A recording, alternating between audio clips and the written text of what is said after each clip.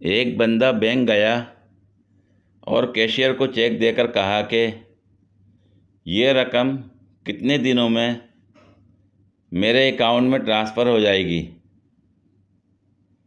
Cashier बोला कि 3 से 4 दिन लग जाएंगे।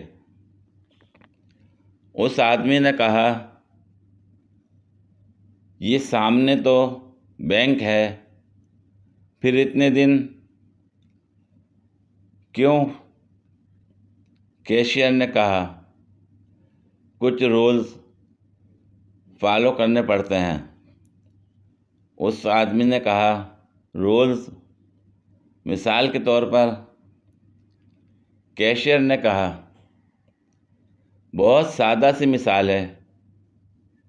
आपका एक्सीडेंट कब्रिस्तान के सामने हो जाता है, जिसमें आपकी मौत हो जाती, आपको घर ले जाया जाएगा, गुस्ल दिया जाएगा, जनाजा होगा, उसके बाद कब्रिस्तान लाया जाएगा।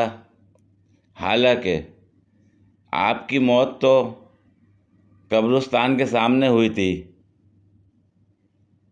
अब रूल्स की समझ आई कि नहीं?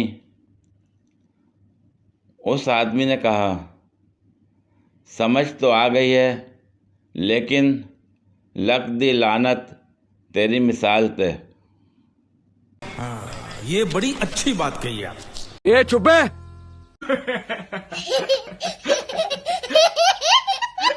पूरी वीडियो देखने के लिए शुक्रिया।